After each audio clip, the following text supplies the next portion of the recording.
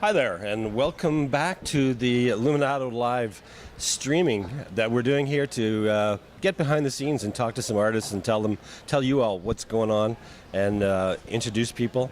Some people are better known than others, and today I have with me a gal who probably not a lot of people know. LiV Warfield is kind of doing her debut here in Toronto. Yes, I'm excited.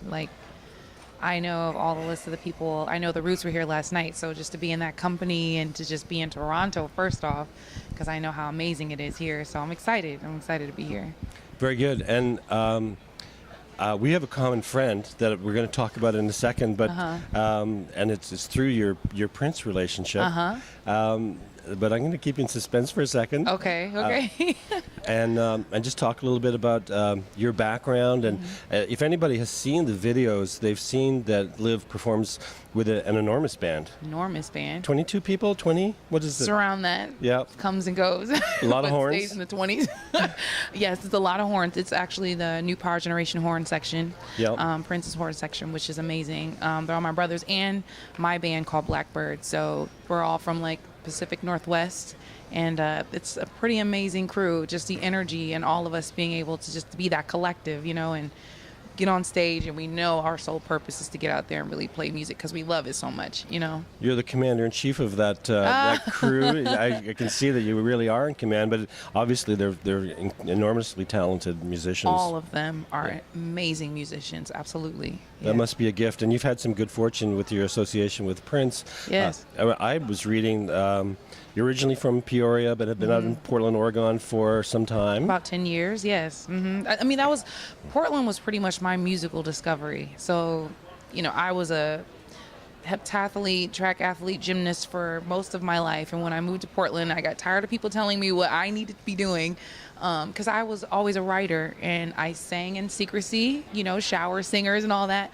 And then I knew it was something I really wanted to do. And then when I moved to Portland, I kind of discovered karaoke. It was a way for me to step out. Cool. And Portland really embraced who I was, and it was an amazing musicianship there, and they kind of brought me on. And I was really learning about Donny Hathaway, and the first artist who I really loved was Etta James, and so it was just kind of that build, and all these musicians were just, I just wanted to be at all the live shows. I was the one sitting in the corner, studying all the time. I know this is what I want to do. So it was such a beautiful progression, even now, and being able to be a part of New Power Generation. I've been a part of that for 5 years. So we're going to talk about that. I did a lot of shows with Etta James. She was a good friend. And really? Yeah. She was at a time when she was just coming back to her career. Yeah. And she was, sitting in Oakland and not getting, the phone wasn't ringing. So we brought her up here, and she would do 6-nighters, and we did a number of those. And so she played that's beautiful. Toronto, and she did many shows here. Yeah. And had many fans. She's an influence, and I'm curious just more about obviously Prince is helping you design your music. Sure. Who were the other influences? Other singers? Absolutely. Tina Turner, for sure. Sade. Let's see. Donny Hathaway, Les McCann, Stevie Wonder, Mary J., Janet Jackson. That was my early on careers. It's just kind of a nice gumbo, like Anita Baker, this kind of a nice gumbo of musicians that I kind of pull from. I was a sponge, so I was soaking up anybody. They could give it to me. I was listening. Ella Fitzgerald, anything I can musically get my ear on, I wanted to know about and I wanted to hear about, because something so spectacular and beautiful about each one of those artists that it's like Prince, I feel like he's kind of brought out a little bit of a rock and roll edge in me, so I'm like, nice. Oh, I want more guitar. So it's just, yeah. Let's talk about Prince. I understand you well, I'm going to let the cat out of the bag. Our common friend is Donna Grant. Donna, my girl. Oh, I love Donna. Prince is performing these days with a Third Eye Girl guitar player from Toronto. Yes. And I did many shows here, and she developed her career and her profile. Yes. And we did a show here called the Women's Blues Review, and she was the band leader.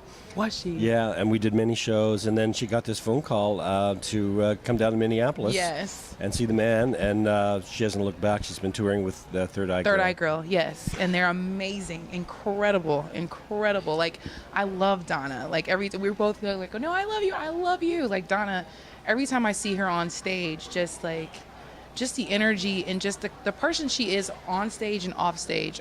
Off stage, Donna's just like, it's just so incredibly peaceful, quiet. On stage, okay.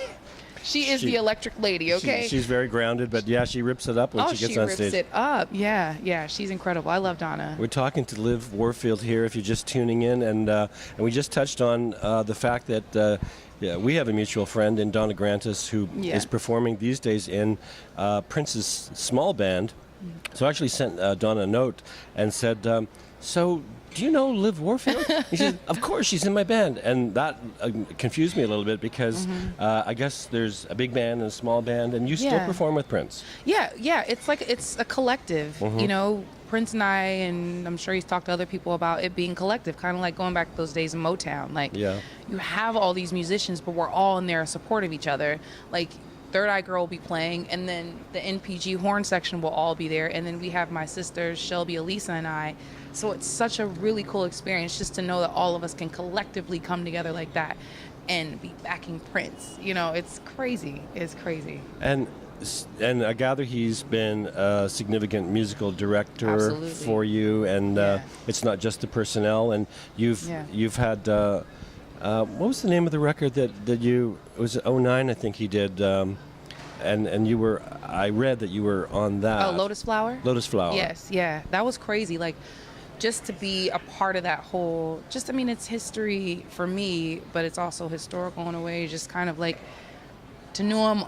I've got my vocals on this man's album, first off, and then just to kind of, I've been a part of, like I said, for 5 years, so the progression and all of that. And then he's also executive producing my album. Yeah. So it's just, it's such a cool experience. I've learned a great deal from him, and he's been such a supporter and a mentor, just a teacher. I mean, he's a great teacher, and so just, I mean, he really has been such a backbone for my project, and I feel great that I can call and be like, look, what do you think about this? And he'll give me these ideas. I mean, it was his idea to actually record my album live, you know, so I was like, I'm going to go with that, stick with that.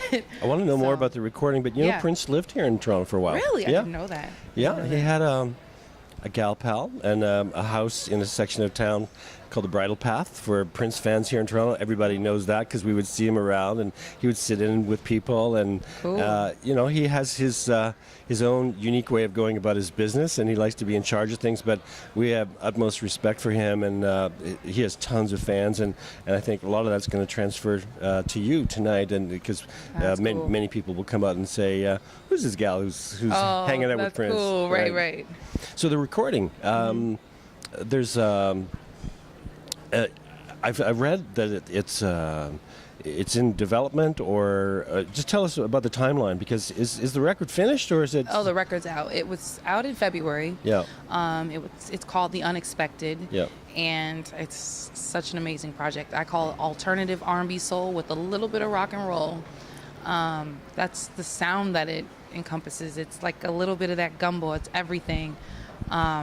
It actually features a lot of the NPG horns. I was really lucky to have Roy A.G. and Phil Lassiter write the horn parts for this album, but my band was really, really like significant in creating the music. You know, we created this on our own. You know, Prince was there when he needed to be and gave suggestions when he wanted to be. As executive producer. Absolutely. And then I was able to produce my project and get the sound that I wanted, and just let my voice speak for what it is, you know, and just have my sound what I want it to be. So, I mean, it was a crazy, fun project. We recorded analog. Wow. I love analog. Old school. Old school, yes. And we were all in a room. This can be so soulful, of course. Yeah, and I didn't want it to be, I didn't want everything to feel perfect. I just want people to feel, you know, I want you to hear the passion, especially like songs on Soul Lifted.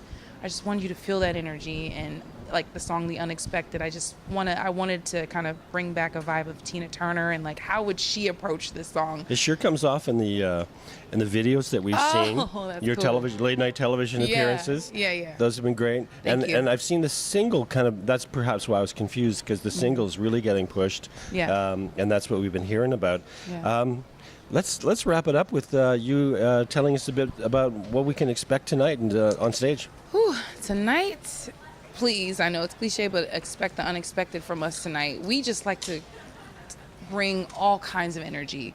We just, like I said, we have 10 or 11 horns with us. It's just going to be really crazy. Bring comfortable shoes. For Number dancing? one, yes. All right. Bring comfortable shoes and just open mind. Just get ready for the energy tonight. Some LiV Warfield power generation, Absolutely. perhaps. All right. It's great to have you here. Thank you. And have you at the Luminato Festival. Thank We're you at so David much. Pico Square, where we're running for 10 days, and we're on our third day, introducing a great talent to this city, and we hope you can tune into more Luminato Live. I'm Derek Andrews, the music curator for the festival, and we'll be talking to you as we go on, and you can come and visit, tell your friends to come and visit LiV's little interview here, and also come out tonight and see the show. Thanks so much. Thank you. Thank you. Super. Thank you.